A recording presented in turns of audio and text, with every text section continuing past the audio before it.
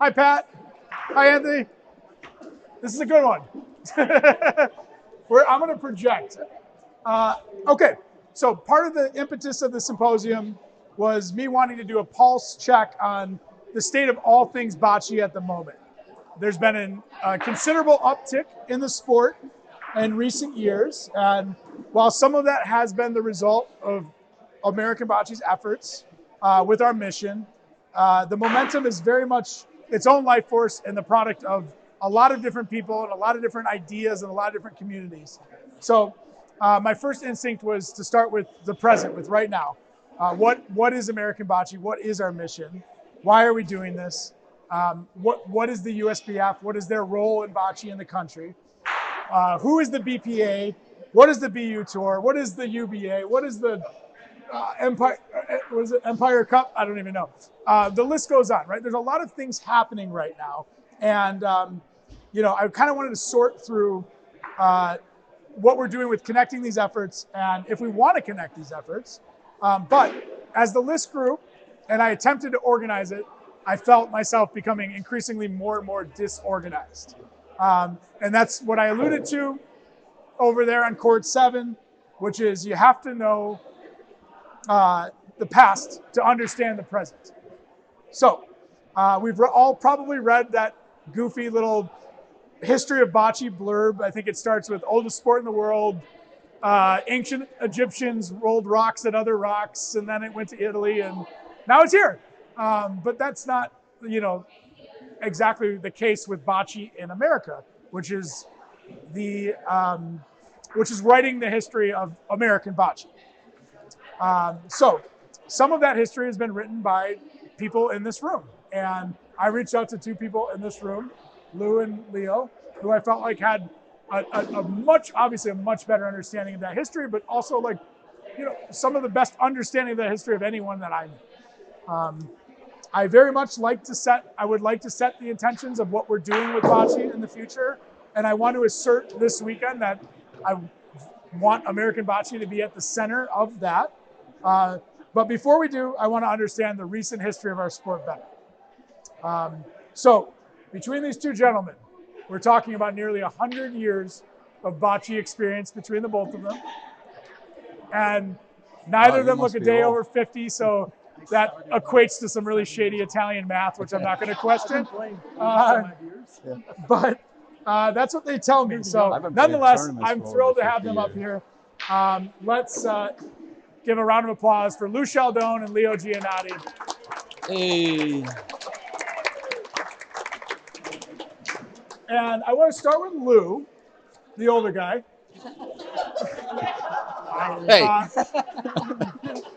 Nothing from you. Lou's a New Yorker. He's a lifelong player. He's an actual teacher and a real teacher and student of the game.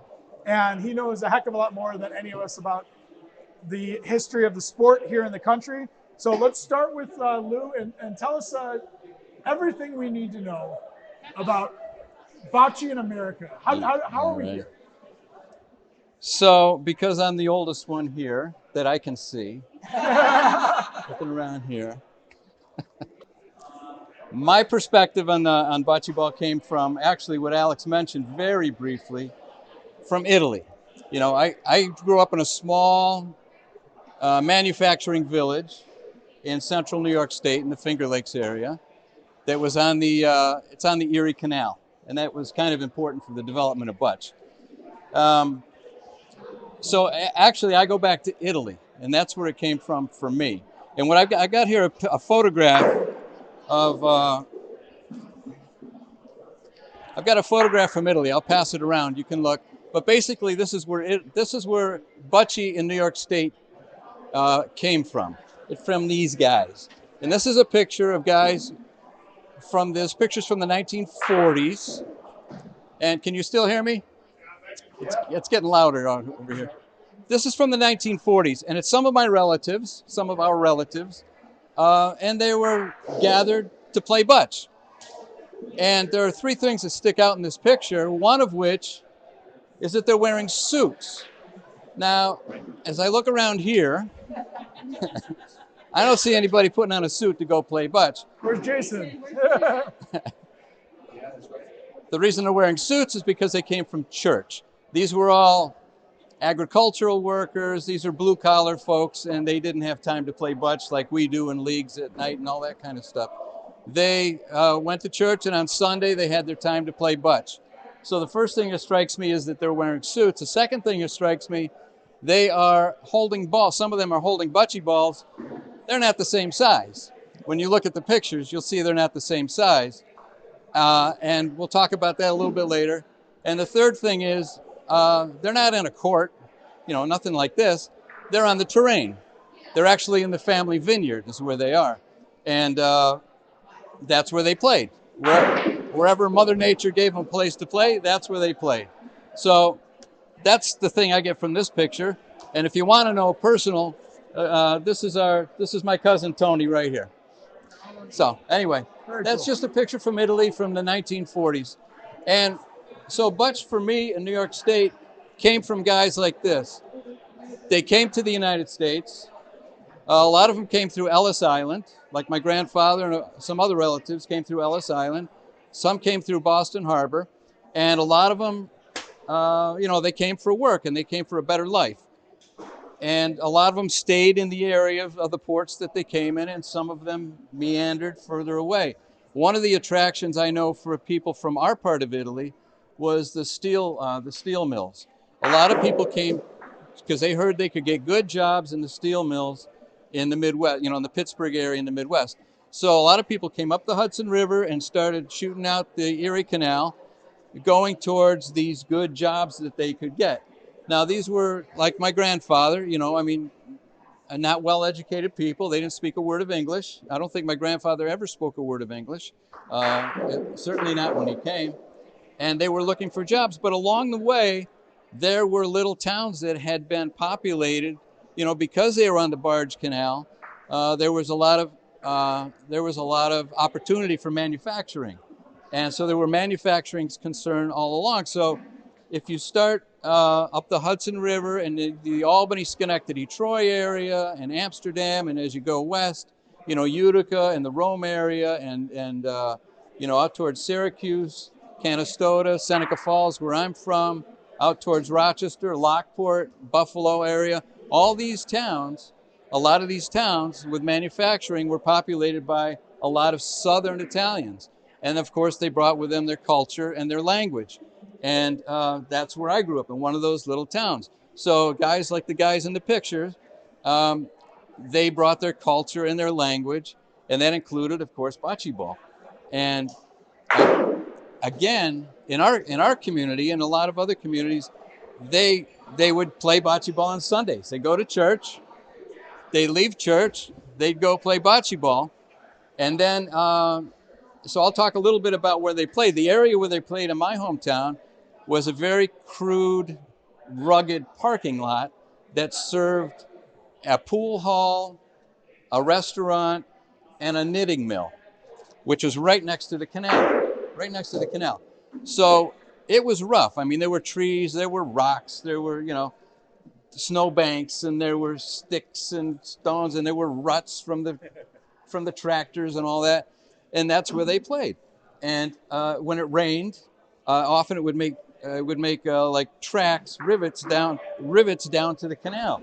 So when you threw you certainly couldn't roll a ball back then. You couldn't roll a ball, so you had to loft the ball, and that's how I learned how to play, and that's how a lot of us learned how to play. You had to loft the ball, right? There was a rock here, there was a tree root here that you wanted to avoid, or you looked for a soft spot to land your ball on, or you had to go between two branches to make it land over here and bounce to. That's the kind of butch that they played. And that's, when I was a kid, that's what I was watching. I was watching like my grandfather's generation and my father's generation too, a little bit, play that kind of butch. And it was funny to me. Everything was in Italian, for one thing. So I didn't understand it, but I understand the meanings of what they were saying. The arguments and the different conversations, let's call them, and other things that were kind of crude back then. For some reason, they never bothered bringing a measuring tape. So how would they measure a ball? Well, some guy would step it off. You know, some guy would take out his belt, right? I mean, that was very typical. There's two balls there. Guys, you got five guys taking out their belts at the same time, and they're, you know, and they're measuring like this, and it's, oh no, you moved your thumb. No, you move. No, your belt, you can't. Your belt stretches. You can't do that. You know, that's, yeah, right. So, and then another guy with the feet and the fingers. For some reason, they never bothered with anything. Anything that was objective, and that led to a lot of animated conversations, very animated conversation. Another thing I want to mention about them. So they played every Sunday, and what they played for, other than pride, was $2 a game, except when my Uncle Chester played, because he would only play for $1. So even though he was one of the best players there, they didn't. You know, some guys didn't like to see him show up because they could only play for $1. So after the games, and one other thing I want to mention about that, and I'll show you this too. Hang on a second. Now, we are all used to, these are the balls they used. These are not the balls we use. This is a Paulino. These are made of these are hardwood balls. And if you look closely, you can see imperfections. They're not perfectly round. They weren't all perfectly the same size. So you had to adjust. You know, they get cracked on the rocks, and sometimes you'd have to screw them together so the crack didn't get any bigger.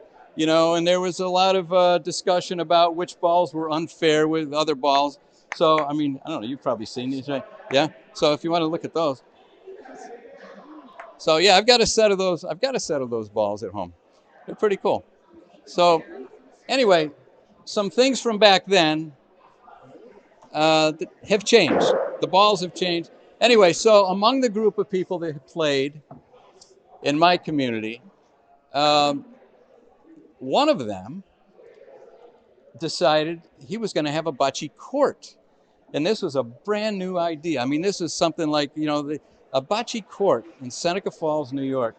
So it was actually my cousin Andy, and he got his brothers to help him out. And they built a bocce court out of railroad ties and stone dust. And that was the first bocce court in our town.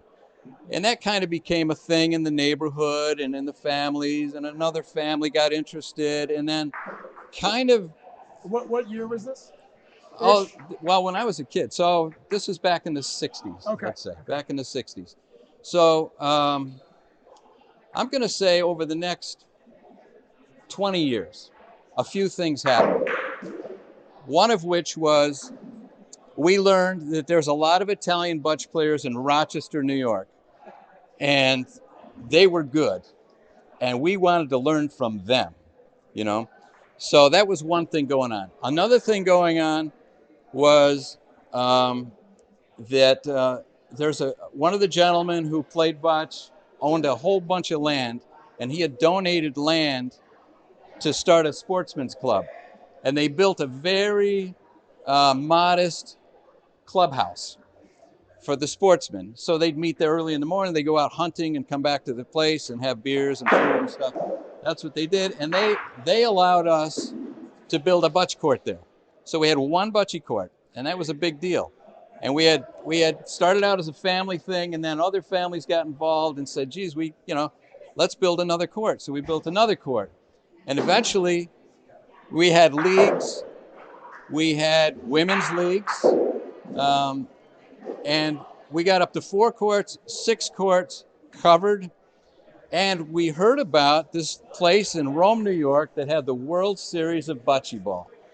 And we decided to check it out. The World Series of Bocce had 128 teams or something like that. And we started going there every year. And from that, we decided to have our own tournament.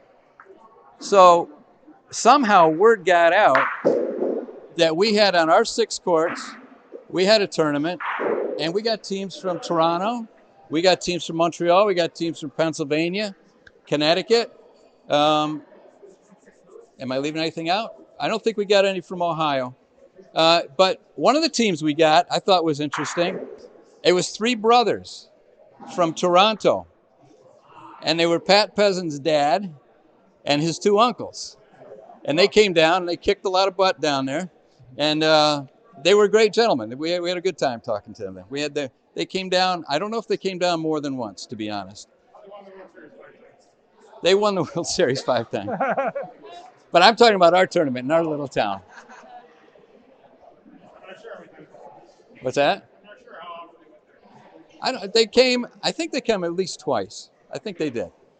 So anyway, the tournament thing happened, and then one thing I want to mention: there's a gentleman who, when you talk about people who promote the sport of butch and who put their, who just work tirelessly to promote the sport of butch, there was a gentleman named Paul Vitaliano. I don't know if anybody has heard of him. Jeff, I don't know if you heard of. You know Paul Vitaliano. Paul Vitaliano, back in the late 70s and through the 80s, he poured his heart and soul into bocce ball. He was out of Utica, New York, and he formed the International Butch Association, the IBA. So the IBA would have gone on your thing too, right? The IBA.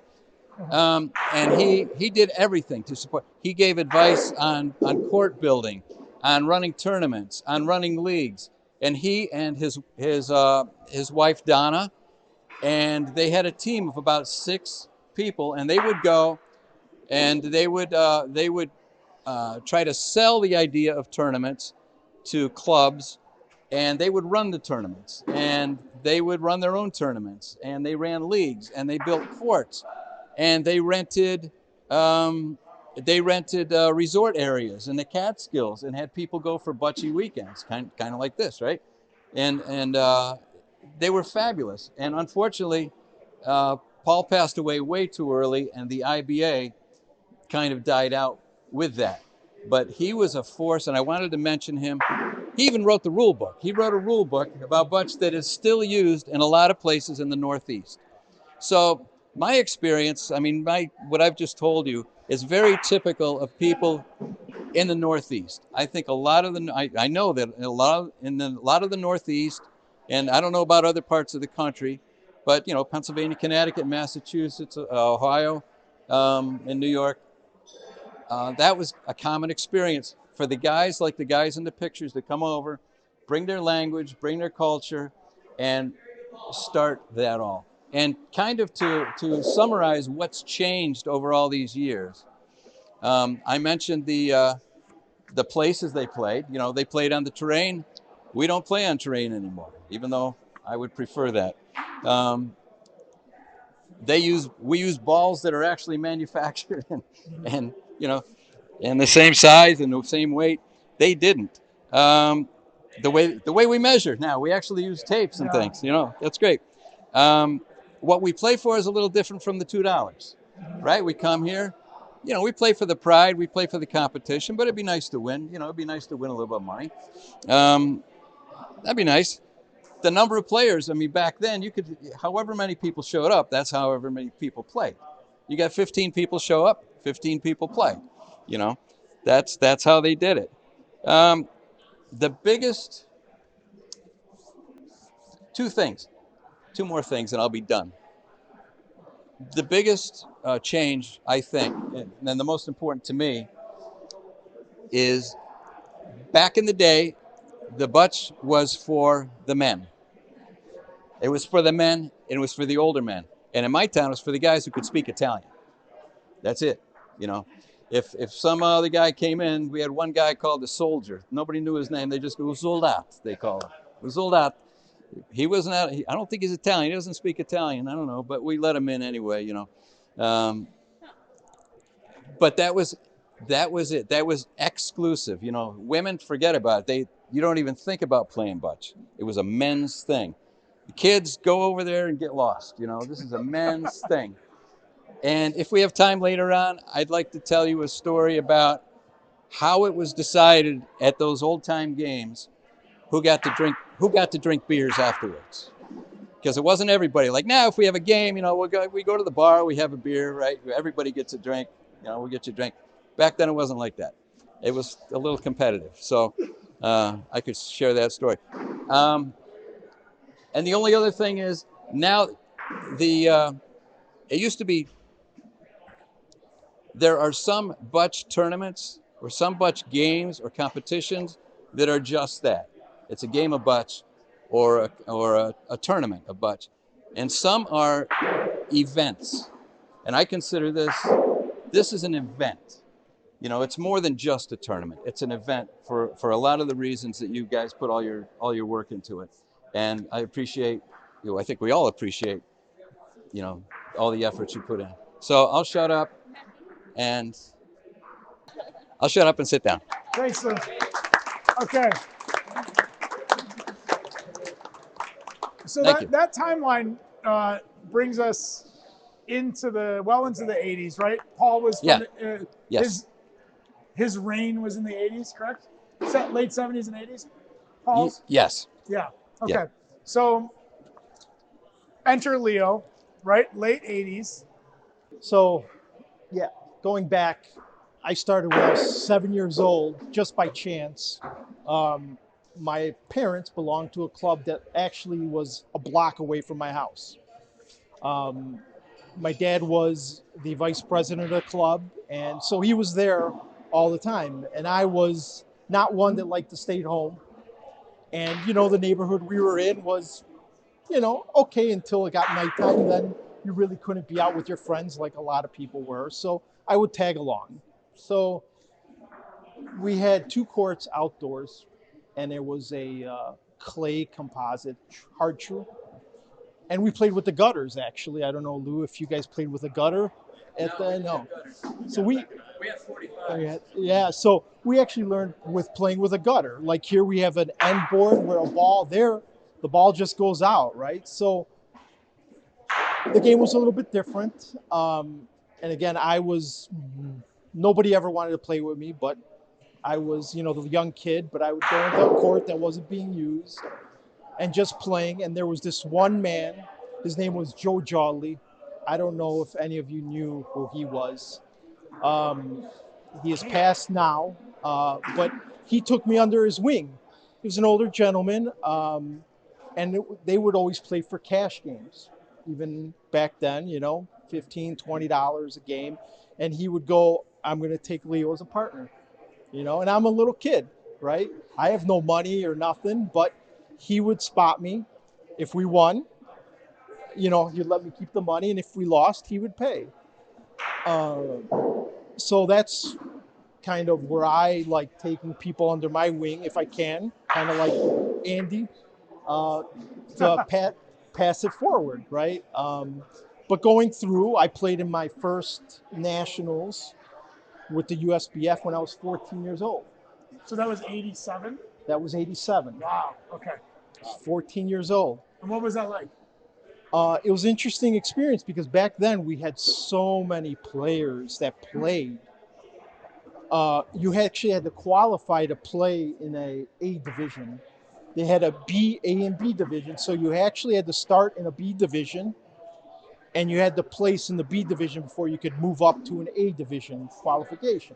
And my first nationals, I played with my father, a gentleman called Lee Doboni, and Robert Bertoncini. And we came in second in my first nationals. Wow. And that just made me really kind of take the passion forward and play. And as the years have gone by, a few years later, started playing in A, started winning the national tournament, we would travel all over the country. We would play. We would go to Ohio. We would go to California. We played every kind of rules you could, right? We would play with the 45 degrees in some clubs back wall live, some clubs back wall dead. And then as you go through the late 80s, we had all these tournaments. And when I mean tournaments, at least in the Midwest, not as much as in the East, we had a lot of players where it was hard to play in tournaments because they would cut them off, right? It's not like the Northeast where they would have 100 teams. They just didn't have the facilities to have that many teams, so it would only be like 24, 30 teams max at a time. So our tournaments were a little smaller, harder to get into. But when you did, we would play. Moving forward in 1994, we had a nationals in Las Vegas, and we played on carpet. So as you see, the court surfaces have evolved over time. We've played on clay, we've played on carpet, and a lot of times they would host nationals on carpet because there was no clubs that were big enough. So was it in like a banquet facility? It was in a banquet hall, and they would do kind of like what they do in Vegas now. Right. Frank and them, they hold that tournament, and they would do it in a big banquet hall. And we played our nationals in there. We won. I believe it was 94. I don't know if the date's right. And we were able to then go represent the United States in Canada, and actually in Toronto.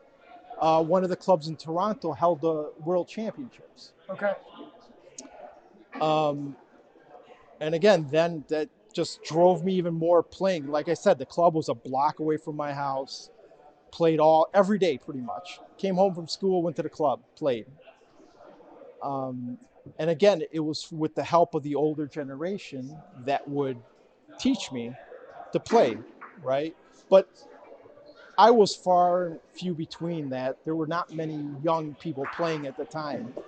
So as the 90s got going and bocce was big, in the around 2000s, early 2000s, it kind of slowed down because people started getting older and there wasn't a young core to come in to replace the old people. I was kind of the young guy, the only one, roughly. I mean, there were a few from California, a couple around. But really the heyday in my time was 80s to then beginning of 2000. And Right. then you saw a shift of going down. Right. And so when I met Leo, well, not when I met you, because I actually met you at the Dogfish Head tournament. Yes. So when American Bocce first got started, we were just the Wicker Park Bocce Club, and we set up turf, duct taped artificial grass to the rooftop of a Whole Foods, where balls were rolling. Yeah. If you rolled it past the back line, your ball would roll 200 feet down the rooftop parking lot. Yeah. And Danny and Teresa Pasaglia and Leo and Luigi. His other guy was Luigi. And Luigi came out to this bocce tournament, and they brought me a set of balls, and this was before we even had our first league. This was like 2014-ish. And then 4 years later, through Andy, I sat down with Leo, and this wasn't that long ago. This was 2018. And this sticks with me because Leo said, I want to talk to you because I see what you guys are doing, and I don't want my sport to die, is what you said. Right. And so you're telling me you saw this heyday in the 90s. Yes. And then in the 2000s, you saw it go down. 2000s, it started going down. Okay. Then there were a little bit of a resurgence when they started doing synthetic courts. Like Highwood got the synthetic courts. Yeah. So then there was a little bit of a push there. Yeah, 20 years ago here. 20 years ago here, right? 2000, and it started picking up a little bit again, but the momentum was stalled. There's unfortunately in this community back then, and a little bit now I see too, there's a little bit of a selfishness in players. Yeah, because we're competitors. We're competitors, but you can be competitive and still help the other guy. Right. How I see it, right? Yeah. But we're competitors, and there's a lot more of a distance between people now.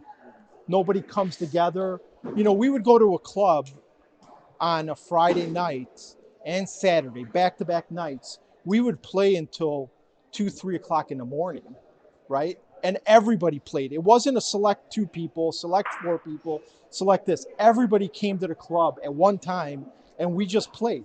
Whoever played, we all played together, right? I think we still don't have that kind of commitment or community, right? We have a lot of bocce players now, and it's trajecting really, really well.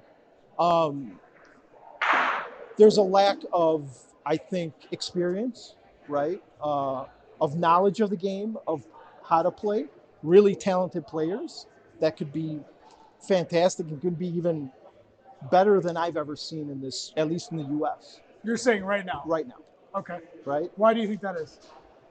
Well, basis, you guys, American Bocce bringing in a whole different group, a younger group in, right? And a lot of them have taken the passion to the game. A lot of them have gone to the source, right? They've gone to you. A lot They've of them gone to have, the best yes. player at the club and said, "Teach me how to be good." Right. A lot of them have. Yeah. And it's great. It takes that passion. It does take commitment. Let's be honest. I mean, you want to go play in a tournament, it takes away from family, girlfriends, wives, whatever, if they don't come along, right? It's a commitment to do. So you have to have that passion to go and play and be competitive, right? I go to a tournament, I might not be the best, but I always go to think I'm going to win, right? And I think we don't have a lot of that competitive still. There's a lot of players. There's just not the intensity of while we're playing. I don't know if that makes sense or not. It's more of a leisurely game, I think. Yeah, a hobby. A hobby, right? Yeah. A hobby. A community. Community. Yeah. Community. But I think bocce right now could be at its all-time high with probably the best players there's been since the early 80s and 70s, I would think. Right? Okay. But it takes people and communities to come together. Kind of what this whole symposium's about is bringing everybody together. And how do we do that to build this even bigger? I would love to see this game in the Olympics. Yeah. I'm too old, but I'd love to see somebody playing under the United States banner in bocce in the Olympics, right? Yeah. I mean, we're gonna get painted. Perfect. And like Lou said, back then a lot of women didn't play, Right. but in the 90s there was a big push, and a lot of women played. Yeah. In the 90s. And who do we credit for that? Like, who was pushing women to play in the 90s? So it's funny. I can speak from the club I came from. Is the ladies started? They would come on a Saturday with their husbands. They would just play cards. Okay. And some of the ladies were like, "Well, we want to learn how to play bocce." Well, I guess they were nagging enough to where the husbands and everything else, they actually set up a tournament for men and women. So we would have mixed doubles tournaments, right? We didn't play a lot of 4-man back in the day. Right. It was always doubles. Well, I'll say to that, four person is a result of more people. There's only so many courts, and there's now more people. Well, and we're trying to get more people on the court. But I think everyone would prefer to play two. I think also it was because of age. Age? Okay. As the age group got older, they couldn't do the whole tournaments up and down, right? So it became more of a 4-person sport compared to a double sport, where I grew up playing doubles. It was always doubles for everything, and we also had a lot of inter-club, what we called inter-club. And back in Chicago, we used to have 4 bocce clubs. There was Highwood. There was Alpine Country Club. I don't know if anybody ever heard of that. I think there's a few. There might be. There's a few posters on the wall from Alpine here. You lost there. There was Mazzini Verdi, which is still around, just like Highwood, and Lakeview Club that was in the city between Diversey and Wrightwood on Ashland Avenue. That's the club I grew up at. That was it. That was it. Okay. Right? But then it was a, the finances, taxes Yeah. and everything, they had to sell. So, but the women started getting involved in the clubs that way, playing bocce, Yeah. and they were really good, and it continued. Right, there's been a growth spurt of women through the years now, Yeah. which is great. Do you think it's at its peak right now with Peak women, in- as far as women in bocce in the country? I wouldn't say it's at its peak for the amount of women. Okay. I think it's at its one of its highest level as performance. Okay. The Good. women Yeah. are so much better nowadays. Nowadays all the women can compete against any of the men pretty much, which is great. And that's what's great about this sport is what I love about it is you can play man, woman, child at any age and still compete. Yeah. And going back to what I said, I don't want to see this sport die. So how do we make it accelerated Right. and Right. get it bigger? So a question to both of you is based on the experience that you've had, what would you both like to see as far as the next steps? Right. We've talked about the past. We're talking about the present now. Like, do you think we're going in the right direction? Do you think we're perhaps setting ourselves up to misstep at all, or like what do you want to see for this sport? You want to answer? I would love to see everybody come together. Yeah. Every group work together. Like I said, we had 4 clubs growing up when I played, and you know what? We would have competitions against each other. We would be all encompassed. We would have what we called a Midwest tournament. We would get Kansas City involved. We would get St. Louis, and back then even Memphis and Chicago. And the group of people would go down and play. So I would like to see just everybody trying to come together to build the game, because I think that's the only way we get the notice of ESPN or any other sports. We have to go in as a big force and cohesive. We can't have the AFL and the NFL competing kind of thing. We all have to be together for me. What do you think, Lou? I'd like to see Little League. Little League of Butch. I'm sorry. Yeah. Like they do in South America. Yeah. Like we do here with soccer and basketball and football, and baseball. I'd like to see Little League, and I guess that would require a lot of Oh, thank you. They would require a lot of coordination with facilities, and I think one way to kind of get in the side door with that, something we're doing in New York State, and I know other people are doing it too. We're working with Unified Sports. Unified Sports, I don't know if everybody knows what it is, but it's under the umbrella of Special Olympics. It's for school-age kids. And in New York State, we're trying to make bocce ball the third officially recognized unified sport. And that would go a long way towards garnering interest in the sport among the younger group. So I think that would be important. That's great. Yeah. Yeah. I wholeheartedly agree with both of your answers. Jeff has a hand up. Yeah. That's a great idea. How do you do that on the adult level? As you mentioned, there's so many, it's traction right now. How do you bring everybody together under a unified umbrella? Well, did everybody hear the question? Yeah. Yeah? I don't know. Did everybody hear that? Okay.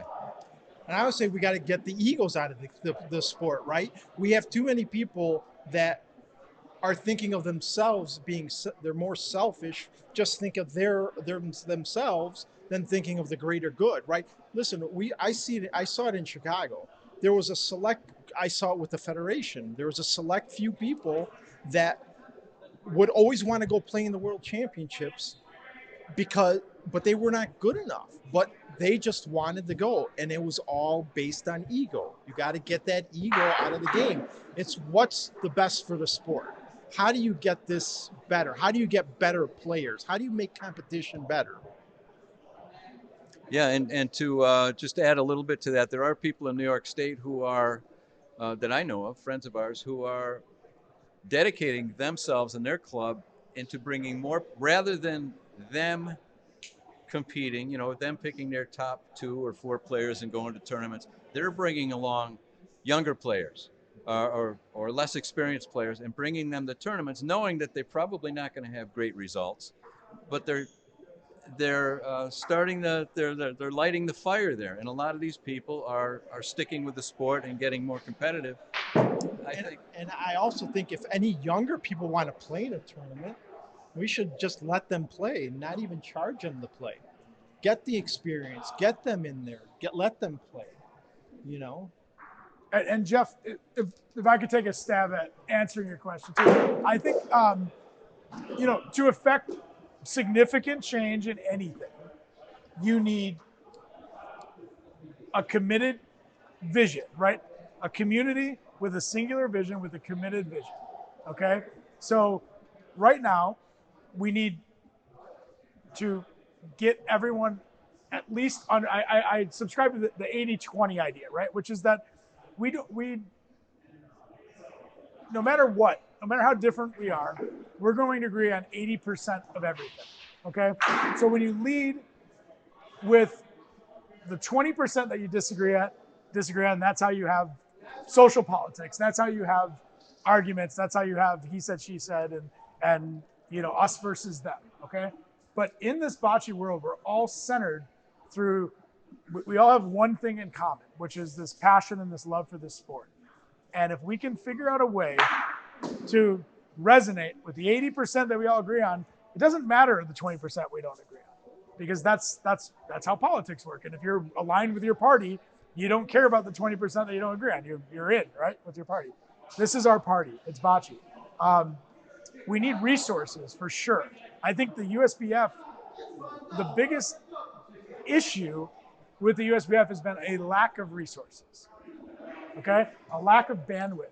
And one thing that American Bocce tried to do was put a shit ton of money into building the sport, not just volunteer work. Because we learned from early days working with Special Olympics that volunteers can only get you this far. You need good minds and smart people and countless hours and sacrifice and sacrificial hours and dedication and all of that a volunteer just doesn't have time over years and years and years to create. So we did that. And resources are super important to unifying and creating that singular vision. We need to be willing to adapt. We need to be willing to give up on some of our ideas, some of the things that we hold precious to ourselves, and just know that, again, to reach that 80%, we might have to drop that 20%. We need to be willing to work hard, and we need to be willing to think holistically.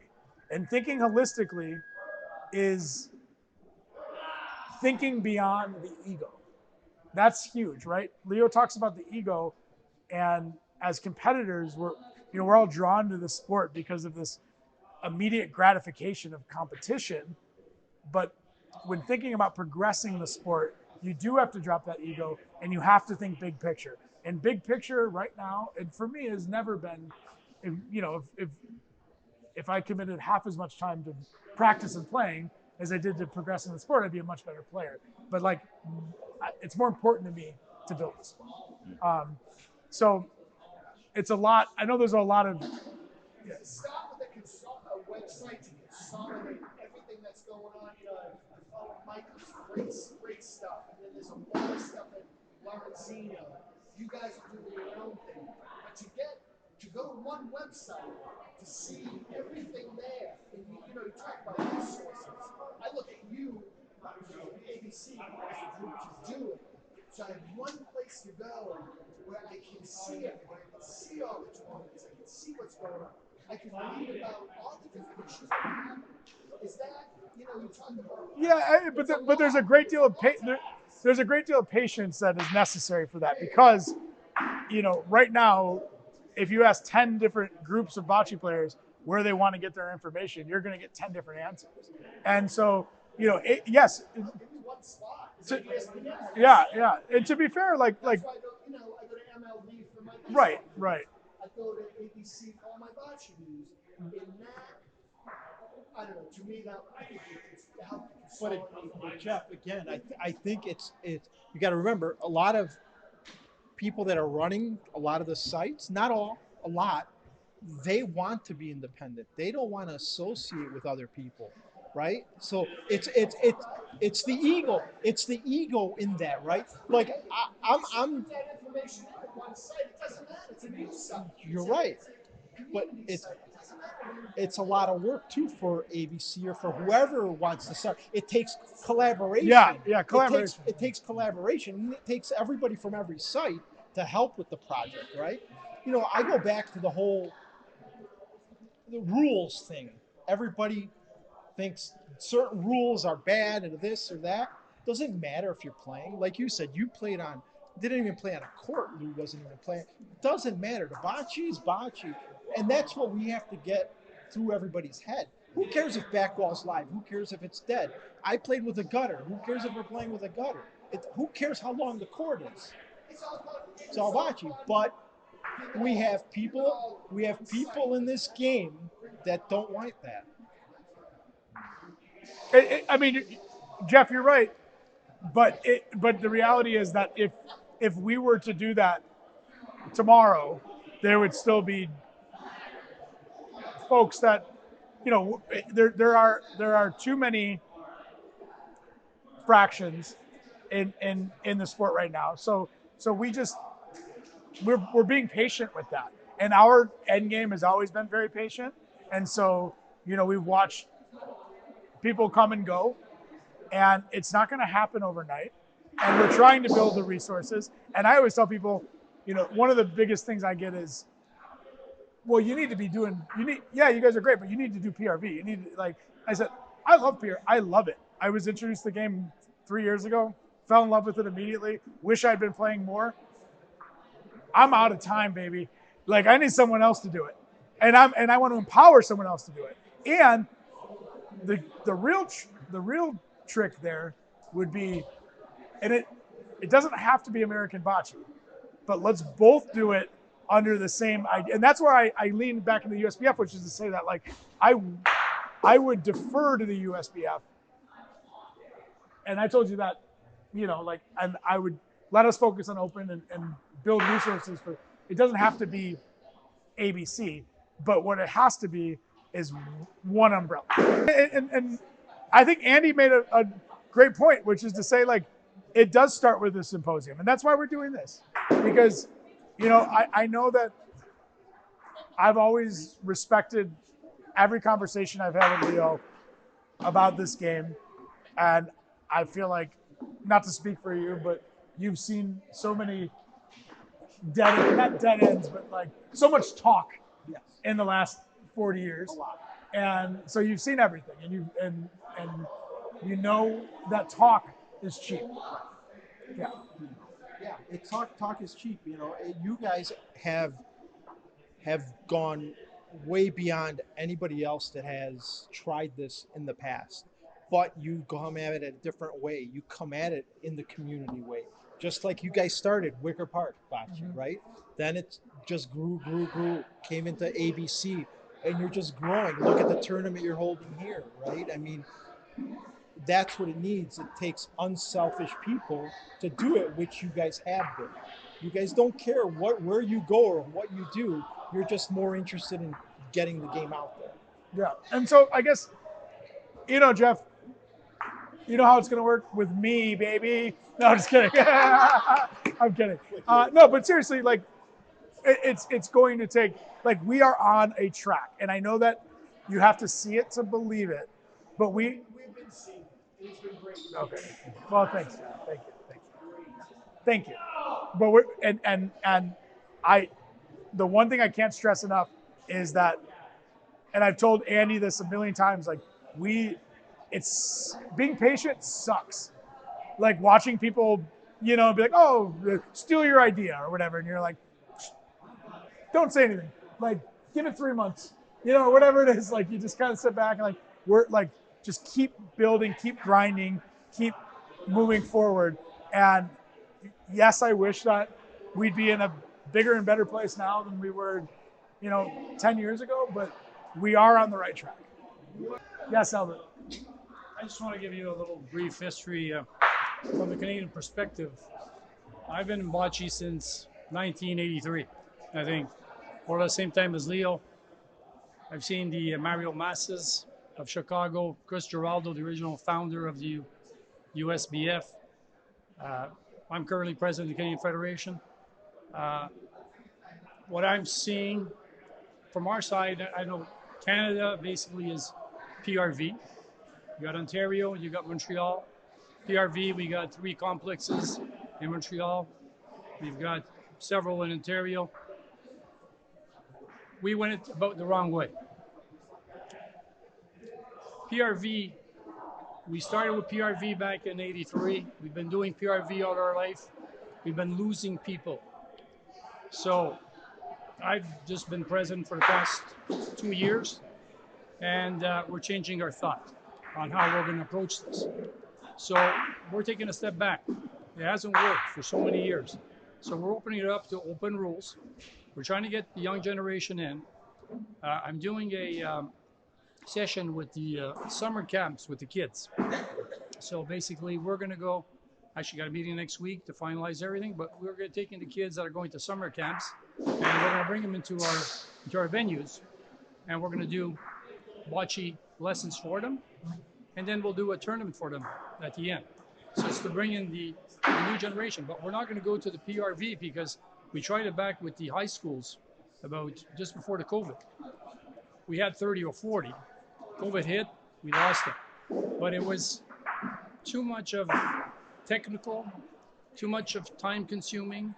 So basically, when you take a step back, do what you guys are doing. I really appreciate it, and I see what you guys are doing, and you guys are doing a great job. Compliments. So we're going to take a step back. We're going to bring them into the open. From there, we're going to gradually, start the ones that are interested and want to go further. Then we're going to, bring them into the PRV. We have to build a bridge Exactly. between the end product and the feeder product. So you guys are doing a great job. Compliments on my behalf, and keep up the good work. Thanks, Albert. I would love to sit here and talk about this all night, but I think we're pushing 8 o'clock, so we should probably put a pin in section 1 of the symposium. But we're going to be here all night, and we're thinning out over here too. So, and Mike's camera is probably thinning out on. All right. Thank you, Lou. Thank you, Leo. Good way to kick off this event. I know there's a whole lot else we could talk about, and anyone out here, talk to these guys or find your own Lou's and Leos. There's plenty of them out there. Albert, there's one right there. And let's take a quick 5, and then we're going to jump into what we can learn from curling, who just in 1998 became an Olympic sport, and its trajectory, while similar to ours back in the day, has now gone skyrocketing. So, nice. Thank you.